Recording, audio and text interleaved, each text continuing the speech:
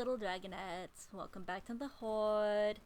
Today we are talking about book one, at least omnibus book one, of The Rose of Versailles. And, I have all 5 books, so they will probably be coming who knows when, but they will be coming. I want to talk about the book itself first, the physical book, because, oh, this is beautiful. And it's like a plastic, it's not like paper, I don't do really ASMR, but it's not there. I don't know if it picked up, but it's not like paper. It's like this, I don't know how to explain it. It's like, oh, you can see it's very glossy. It's very glossy. But, hi.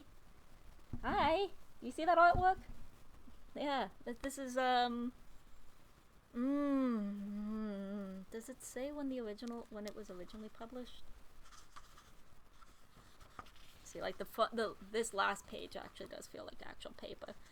Yes, the original publication was in 1972, so this is the 70s style manga.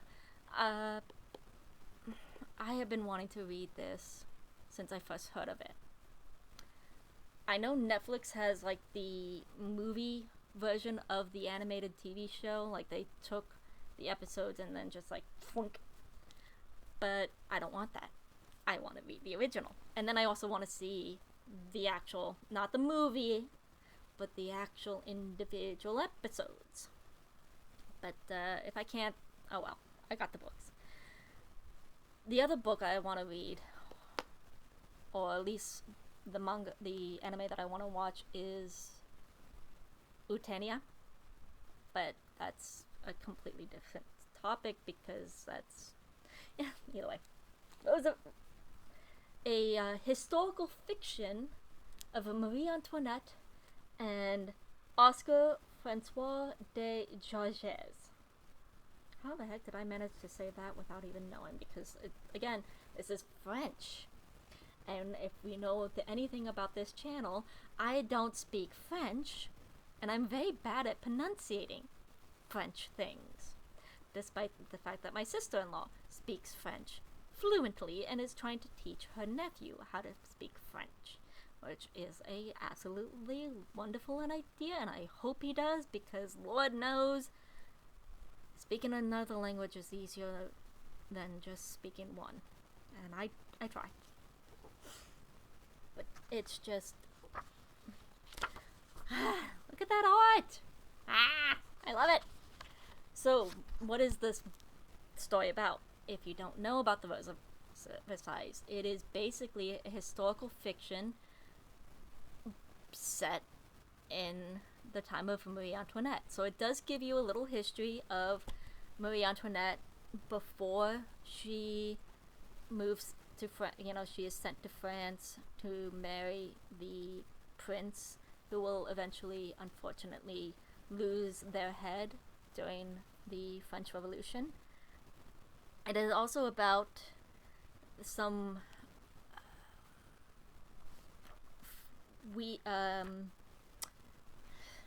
this family of 3, these 3 right here, mostly her and these 2, and about how they have their own subplot. One of them uses her good looks to become a noble, and I think, well, again, by the time I finish this omnibus, I think she's just trying to get into power, more power, you know, higher up, which is fine. It's probably not going to end up well, because she is painted as a greedy bitch and will end up losing everything. Then the blonde one will, let's see if I can, the blonde one is going into the nobles to avenge the death of one of her neighbors, which was a young boy who a noble killed because of stupid reasons, but because he was a noble, and nothing can happen. He can't be touched. The law won't, punish him for killing a peasant, essentially. So, yeah. But yeah, then there's the romance, or lack thereof, where she is falling in love with her, despite the fact that they both know, this is not. Everybody knows that that's a female, even though she has been raised to be the heir in a time when only men can get, take over anything. It obviously there's the fantasy part of it, the fiction. So obviously things are fast and loose, but then there is a third character who Hans Axel von Fiersen, this gentleman right here, who falls in love with. It's pretty much a three-way, because he will fall in love with her. I'm pretty sure that there's gonna be, more going on with that, like infidelity. That's what I was thinking of. I was looking for. I'm pretty sure there's going to be some infidelity going on in there. Again, it's just book 1, omnibus book 1 of 5, but the pieces are being put together. And yes, I am very much intrigued, and I will be continuing. I've already told you that I will be continuing.